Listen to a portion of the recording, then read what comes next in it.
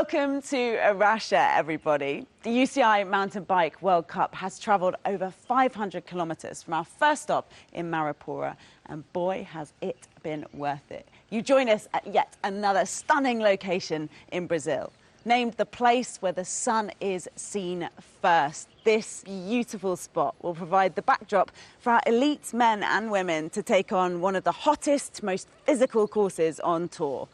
And this is how they got themselves in the mood at round one last week.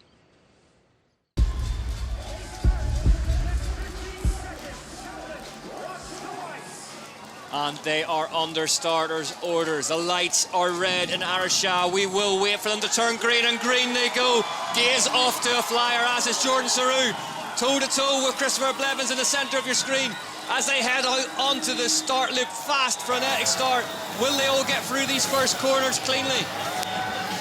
The start lap plus 8 rounds. Big race here. Quite a short lap. There is Lucas Schwarzbauer, as we're accustomed to seeing, leading them through the opening part of the lap. And the good news for the viewers at home is that Henrik Avancini has managed to beat his way through the crowds of fans outside and is joining us in the booth. Henrik, this is the big one. That's a big race. We saw as the start is so important in today's race. The guys really charged into that first corner. Yeah, the start loop designed to narrow the herd, but it is a chunky start loop here, some big features on it. So Schwarzbauer, as ever. Yeah, and definitely that first climb where they are almost right now. Oh, Blevins down. Blevins is down. Chris Blevins goes down early here in Araxa. The handlebars are pointing along the wrong way. Riders getting caught up behind him. Watch the right-hand side of your screen. Oh, he hit the pole. Oh, struggling for position with Litcher, I think it was. Schwarzbauer trying to take a breath at the front now. Aldridge is right in there with him, the second year league. Koretsky's behind him, then his teammate Alan Haverly. Vidari has got past Gaze. Simon Andreassen's in there. Adrian Boischi's in there. This is exactly what we've seen from these other races here in Araxa. It's staying together at the front. We have seen as well the danger of riding, attacking at the base of that climb and just bringing climbers over to it and then having to suffer. Vidaro now leading. Schwarzbauer, Nino Schurter, Viktor Koretsky. Outside line to Nino, carrying some speed into the steeper part. Is this an attack already of Vidaro this Looks early like. in the race? Yeah, he's pushing hard at least. He's looking good out there. The Chilean rider. He's feeling strong. As Henrik said, he's raced here a lot. He probably knows this track as well as, if not better than anyone else out there. You can see Charlie Aldridge motoring up that left-hand line. There's Vlad Dascalu as well, the European champion, having to dismount. Shows you that. Yeah, if you are off that line, actually there is so loose and it's difficult to find your traction and grip. Into this big, chunky man-made section before they turn right.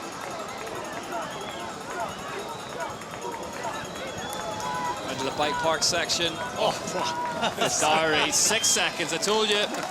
Another 2 put in. He knows what to do when it comes down to the last lap, even a look back over his shoulder. Doesn't take the whole bridge gap on this time.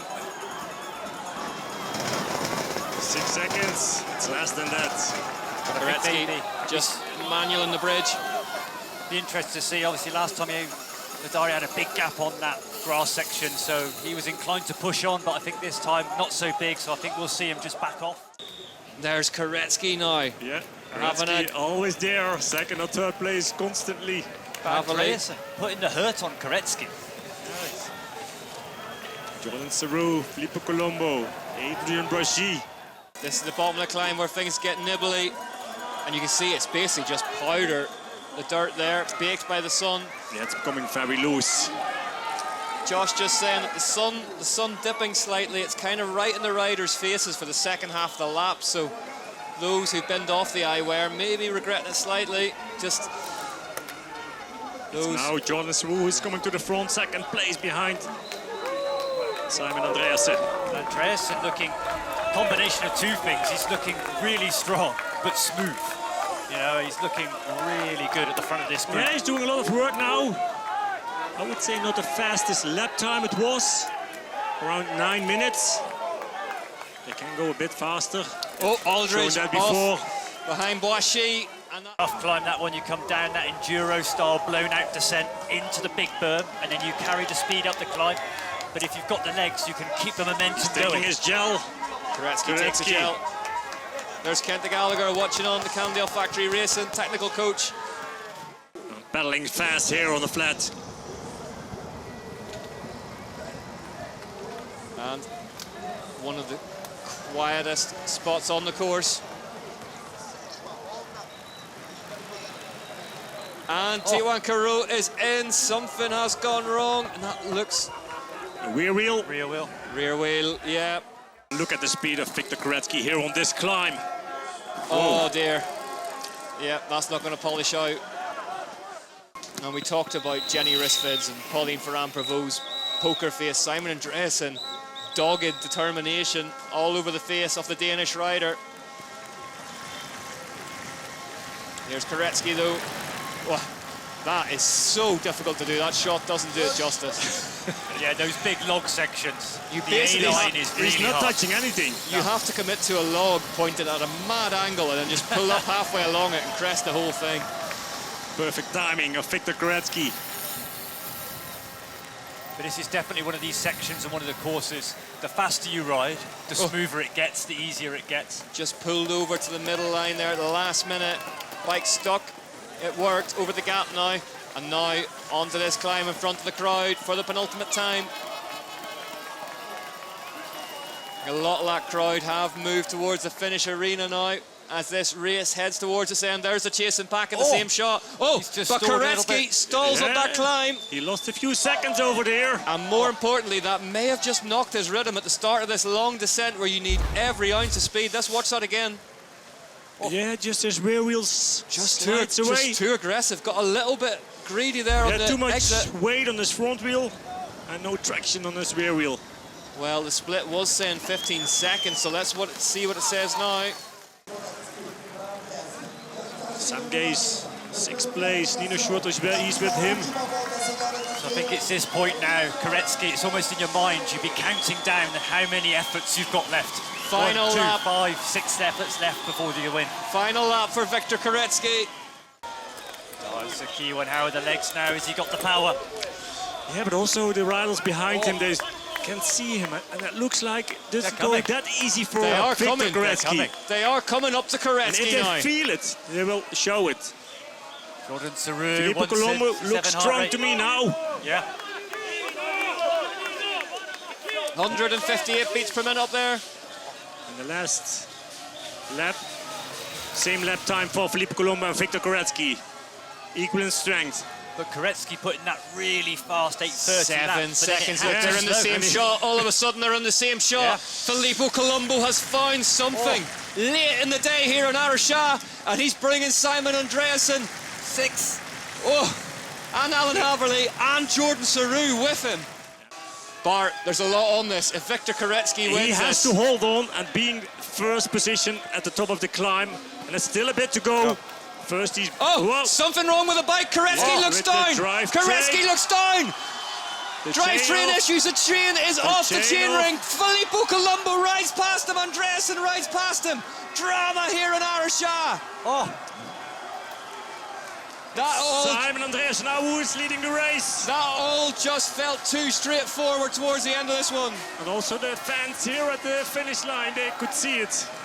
And we could hear it. I was just about to tell you What went wrong?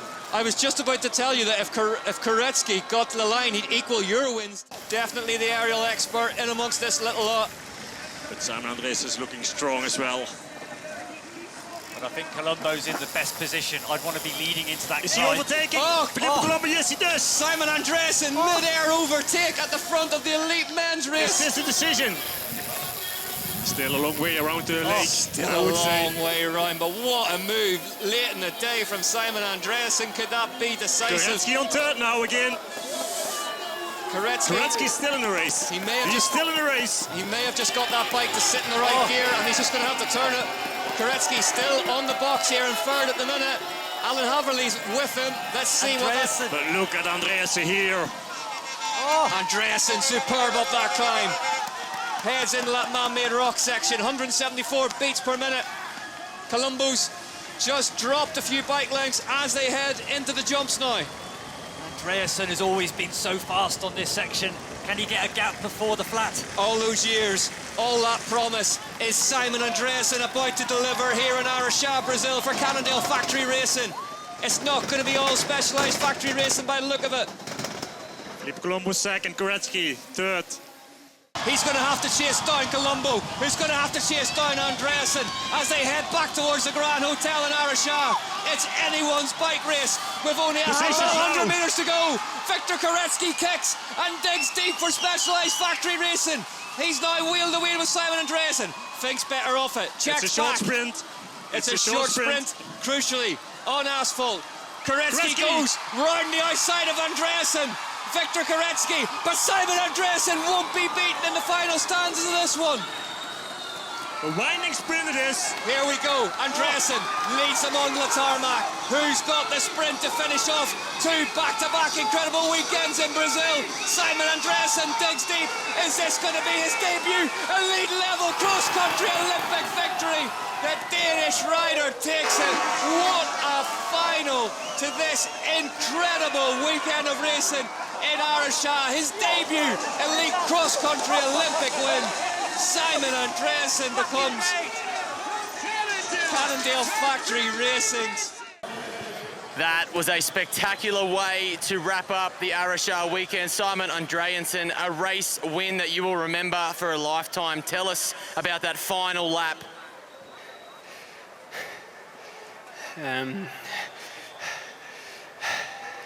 That was nice to win a World Cup again. Yeah, to be honest, I haven't thought too much about it yet. It's been a few years since I won a World Cup, and yeah, I'll take a moment to soak it. To that this weekend in Araxa. Here's how they finished. Simon Andreasen wins his second UCI World Cup elite level cross-country Olympic ahead of Koretsky, Haverly, Colombo, Sarouge, Schurter, Vidari, Gaze, Descalu, Avendetto,